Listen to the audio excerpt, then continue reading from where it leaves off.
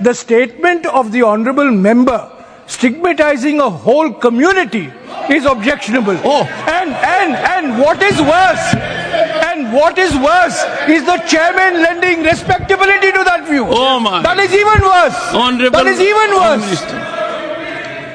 मान्यवर, सुधांशु जी ने मुसलमानों के लिए कुछ नहीं किया है, इंडिया अलायंस के लिए किया है। अब मैं एक एक कर कर बता देता हूं। अरे सुनो ना भाई, आप सुनो तो। अरे दिग्विजय सिंह सुनिए, मैं खड़ा हूं ना अपने पैर पर। मान्यवर, सुधांशु जी ने कहा इशरत जहान, यही एनसीपी पार्टी ने इशरत जहान के घर पर जाकर रुपयों का इनाम भी दिया था और उसको शहीद बताया था। दूसरा कहा अतीक अहमद किस पार्टी से थे? इंडिया अलायंस की। दूसरा कहा अंसारी किस पार्टी से? कांग्रेस और इंडिया अलायंस के। ये सारे नाम आपके साथ जुड़े हैं भाई। उल्टा उन्होंने तो मुसलमान कम्युनिटी से तो ढेर सारे शायरों का नाम दिया जिन्होंने साहित्य की सेवा की और ढेर सारे साहित्य की रचना की। मन Sudhanshu, he is not yielding now. Sudhanshu. सबसे पहले मैं तमिलनाडु का जवाब देना चाहता हूं। यस। सभापति महोदय, तमिलनाडु से ही डॉक्टर एपीजे अब्दुल कलाम थे और मैं सारे सदन से कहना चाहूंगा, डॉक्टर कलाम का नमाज जनाजा और याकूब मेनन का नमाज जनाजा एक ही दिन हुआ। कितने लोग याकूब मेनन के नमाज जनाजा में गए और कितने डॉक्टर कलाम के नमाज जनाजा में गए?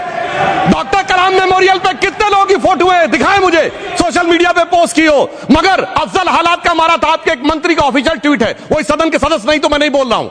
याकूब मेनन की जुडिशियल किलिंग हुई, आपके एक नेता का, मिनिस्टर का ऑफिशियल ट्वीट है, सदन के सदस्य नहीं है इसलिए नहीं बोल रहा हूं। और सर 26/11 आरएसएस ने कराया, सदन के सदस्य बैठे हुए हैं।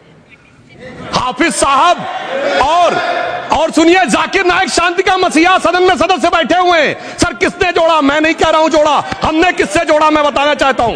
मैं अपनी बात, सर मैंने नाम किसी का नहीं लिया। सर आपने उड़ता तीर क्यों पकड़ लिया? सर मैंने नाम नहीं लिया, उड़ता तीर क्यों पकड़ लिया? सर मैं पूरी बात करूं। सर मैं कहना चाहता हूं, हमारी सोच मुस्लिमों के बारे में और इनकी सोच में क्या अंतर है। देखिए, जिन लोगों ने मुस्लिम हिस्ट्री नहीं पढ़ी उन्हें मैं बताना चाहता हूं। एक दो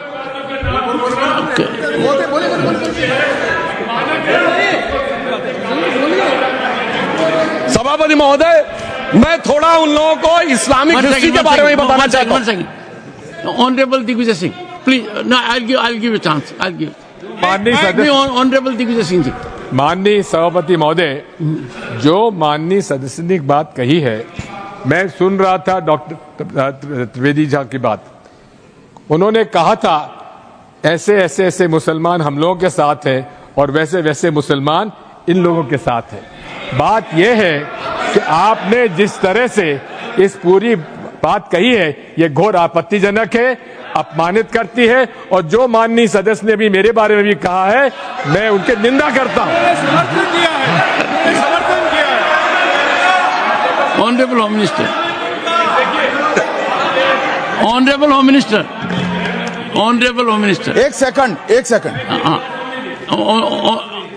okay, one second, your mic will be on. जी महोदय, मुझे ये सब कहने की जरूरत नहीं है, लेकिन जो गुजरात में दंगे और फसाद हुए, कौन कौन उसके लिए जिम्मेदार थे बताइए।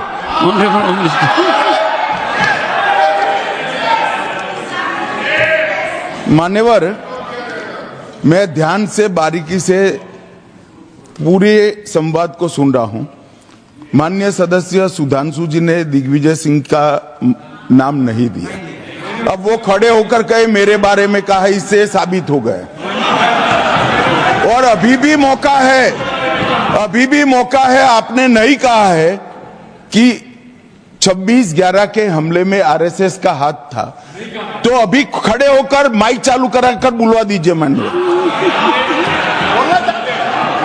और आपत्तिजनक बात है, मैंने ये बात कभी नहीं कही है, ये आप लोगों का प्रचार है। मेरी आपत्ति इस बात की थी कि सभी माननीय सदस्य ने और बात कही है कि अब हमारे तरफ ऐसे ऐसे मुसलमान थे और वैसे वैसे मुसलमान हम लोग की तरफ थे, ये पूरे समाज के साथ, पूरे अल्पसंख्यक समाज के साथ अपमानजनक बात है।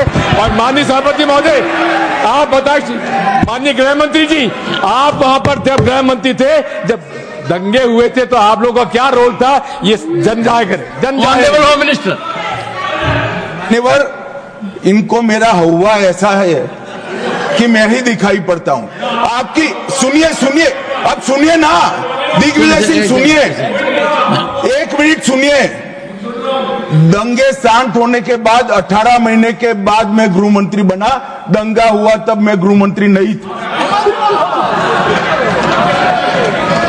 सुधांशु त्रिवेदी संदर्भ में किसी का नाम नहीं लिया। अजीज बर्नी की किताब थी 2611 एंड आरएसएस कॉन्स्पिरेसी, कोई जाके चेक कर ले उसमें कौन कौन कहां कहां था। अब मैं मुसलमानों के बारे में कहना चाहता हूं, मुस्लिम समाज के लिए। बहुत से लोग ऐसे हैं जिनको मुस्लिम समाज की हिस्ट्री नहीं पता है। मैं बताना चाहता हूं, भारत से जब न्यूमेरिक सिस्टम सबसे पहले गया तो अल जहर थे सबसे पहले, जिन्होंने जाके 1793 में जो सूर्य सिद्धांत था उसका अरबी में ट्रांसलेशन हुआ सिंध हिंद।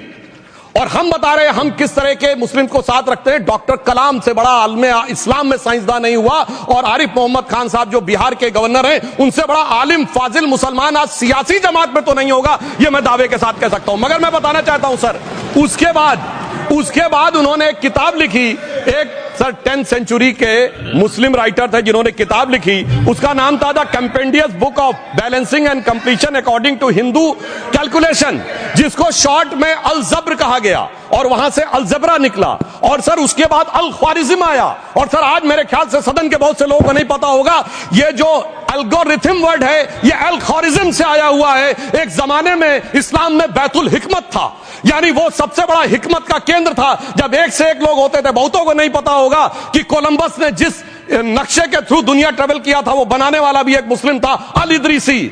मगर सर एल्गोरिथम आज ऐसा बदला कि एआई के एज में दलगत भावना से ऊपर उठकर औरंगजेब के साथ खड़े हो गए। सर ये एल्गोरिथम किसने बदल दिया, ये मैं बताना चाहता हूं। इस पे थोड़ा सोचने की जरूरत है। इसलिए मैं कहता हूं मुस्लिम पॉलिटिक्स की सोच क्या थी, हमने किन मुसलमानों का साथ दिया है, मैं बताना चाहता हूं सर। वीर अब्दुल हमीद की शहादत की 50वीं वर्षगांठ 2015 में हुई।